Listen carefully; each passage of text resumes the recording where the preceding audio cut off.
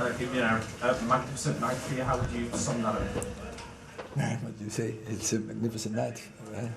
So I think it's brilliant win when you can beat Barcelona, 8 points ahead in La Liga, ahead of Real Madrid. And we have seen in this week Real Madrid playing, and I think then you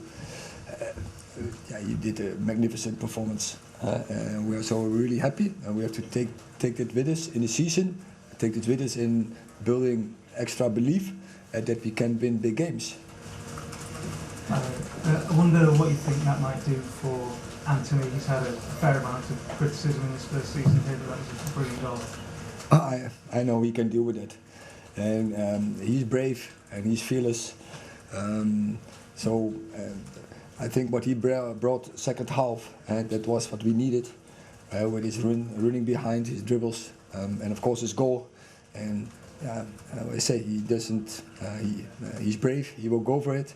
And when he has the opportunity, he will strike, and I think he brings so much to his team.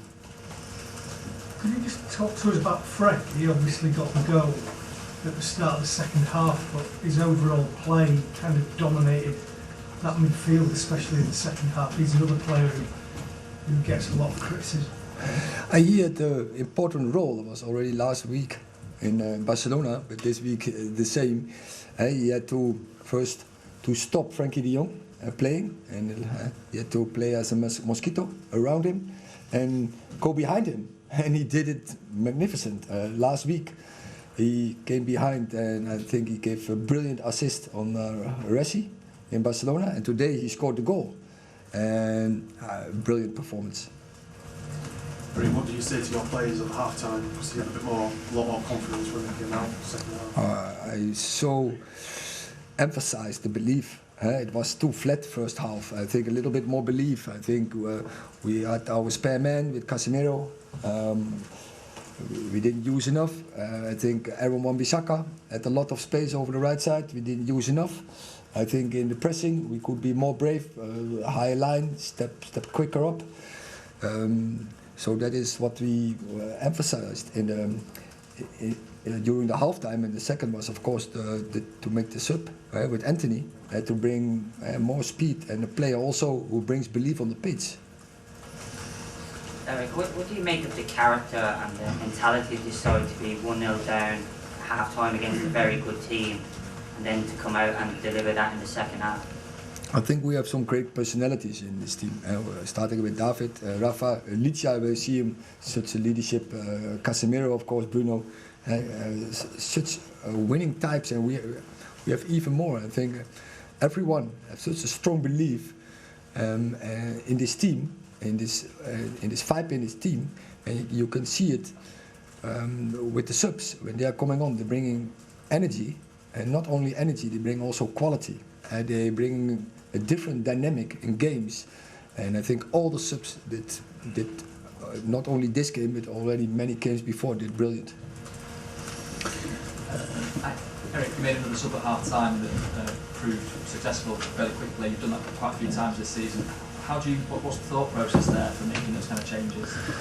Yeah, it's starting with the idea. Football is 11-11. And we're attacking with 11, we defend with 11, but it's more than that. It's about a squad, and in the squad you need different types, different profiles, and when your time is there, you have to be ready, and you come on and you contribute to the team, and the understanding that you have to do it together, and you can't win trophies with 11 in a team, especially not in nowadays football. You need that squad to rotation, but definitely all tactic to bring dynamics in the game. Erik, you keep winning important home games, Arsenal, Liverpool. What does that say about the character of this team at home in these big games?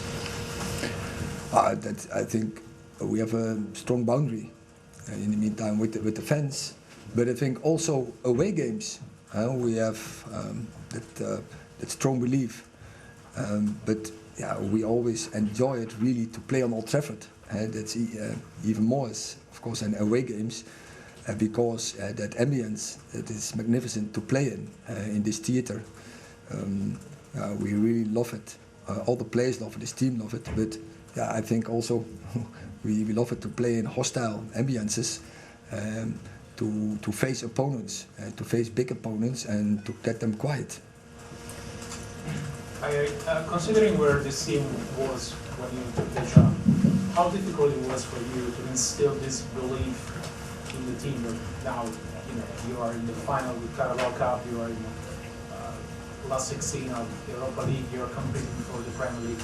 How difficult it was for you to instill this belief in your players? Yeah, you need a strategy to build that, but also you need results to get that strong belief in. And I think this is another step, because when you can beat Barcelona, I think one of the best teams in this moment in Europe, then your belief can be really strong, because then I think you are able to beat anyone. Hi, Erik. You've obviously played some brilliant sides like Arsenal, City, and the Prem, Real Sociedad in Europe. Whereabouts does this Barcelona team you've played today and last Thursday rank among the top? Does it rank among the top, or further up? Barcelona? Yeah. I just said, I think when you are 8 points ahead of Real Madrid in La Liga, when you beat Real Madrid in the Super Cup 1-3, and we have seen Real Madrid playing against Liverpool, then you beat a really big opponent, a really cool team. So we have the potential to beat the big teams. Also, we have seen that we can beat City, we can beat Arsenal, we can beat Liverpool. If we do the right things, if we follow rules, if we follow principles, if we show that discipline and we show the team spirit, I think this team can achieve a lot. Last question, Miguel.